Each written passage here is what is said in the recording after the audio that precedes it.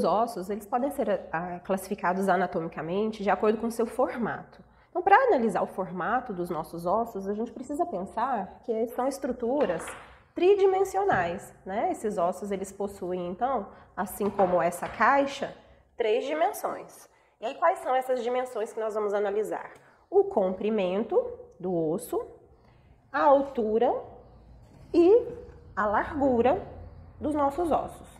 Ao comparar essas 3 dimensões, nós vamos classificar os nossos ossos dentro de algumas categorias. Bom, pessoal, então a primeira categoria que nós vamos analisar é o grupo dos ossos longos. Vejam que aqui nós temos o húmero, o osso que forma o esqueleto do braço. O húmero, ele é um osso longo porque o seu comprimento se sobressai em relação à altura e em relação à largura. O fêmur também é um osso longo, né? Na verdade, o osso mais longo do nosso corpo. Vejam como o comprimento do fêmur também se sobressai sobre as outras dimensões. Nós temos vários exemplos de ossos longos no nosso corpo. A maioria dos ossos do esqueleto apendicular são longos, inclusive as falanges, os metacarpos, né? Apesar de serem ossos bem pequenos, né? Bem diminutos, vejam que o comprimento dessas estruturas também se sobressai em relação às demais dimensões. A próxima categoria em que nós podemos agrupar os nossos ossos é a categoria de ossos curtos. Esses ossos, eles possuem semelhança entre as 3 dimensões, então comprimento, largura e altura são equivalentes ou praticamente equivalentes. Observem aqui na região da mão os ossos do carpo, são ossos considerados curtos. Outros ossos curtos nós podemos encontrar na região do tarso, formando então os ossos do tarso. Observem que a gente não tem nenhuma das dimensões se sobressaindo, né, em relação às outras. Então aqui nós temos ossos curtos.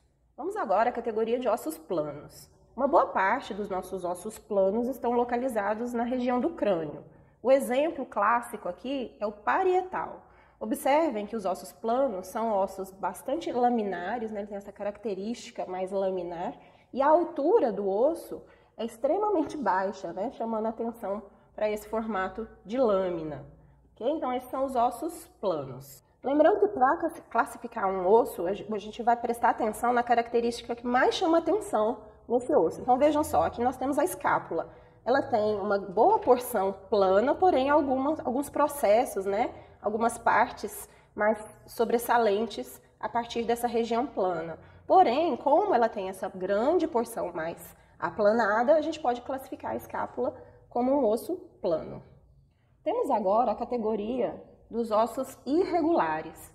Vejam que ossos irregulares não possuem dimensões muito definidas, né? Então, o comprimento, a altura e a largura do osso, né, não tem nenhuma dessas dimensões chamando a atenção, né? Então, são ossos bastante irregulares. Temos aqui as vértebras, o osso etimoide, o esfenoide, o osso temporal, né, esses 3 últimos ossos na região da cabeça, as vértebras que formam a coluna vertebral. Então, vejam que nenhuma dimensão se sobressai em relação à outra, né? São ossos que têm essa característica bastante irregular.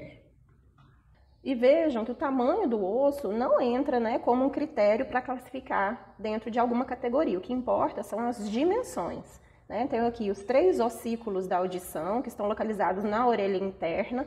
São os menores ossos do nosso corpo. E vejam que, apesar de serem muito pequenininhos, todos eles são irregulares. Temos agora a categoria de ossos sesamoides. Os ossos sesamoides, eles não são classificados quanto à forma, mas sim de acordo com a função que eles desenvolvem.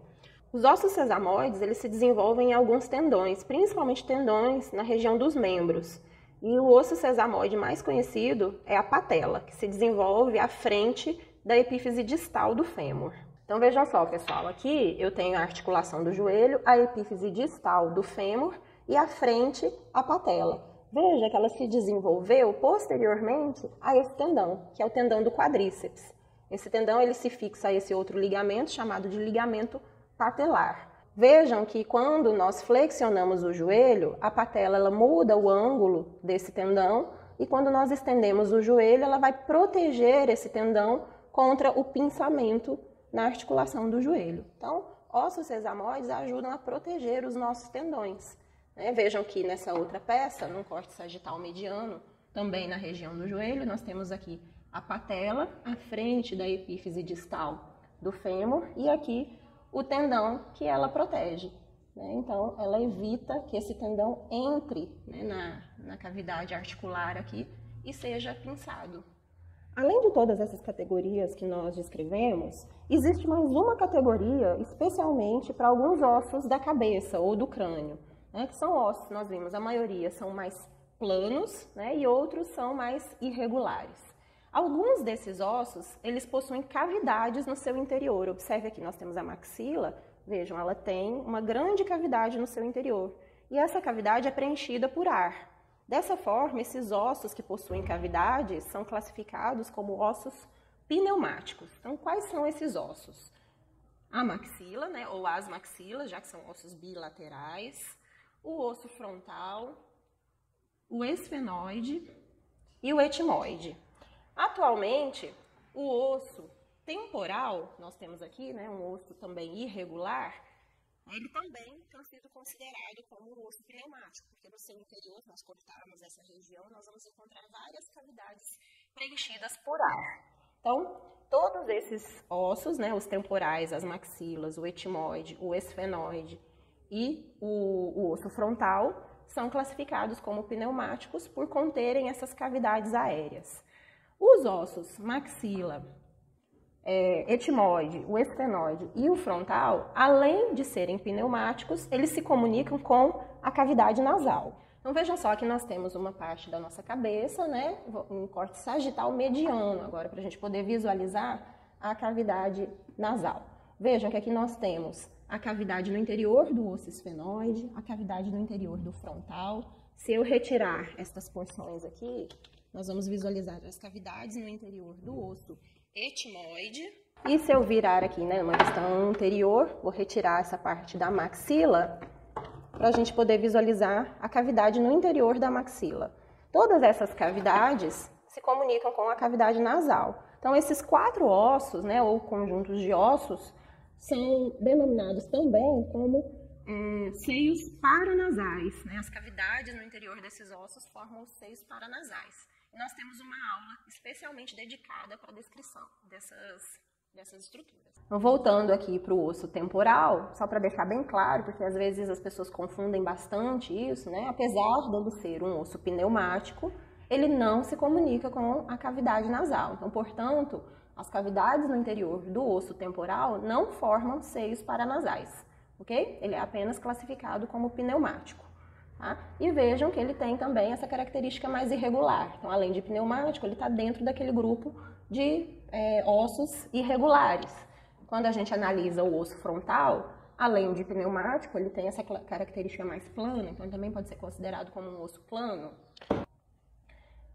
E agora, o esfenoide, as maxilas e o etimoide, assim como o temporal, também são classificados como ossos irregulares, além de pneumáticos. Like there's no tomorrow.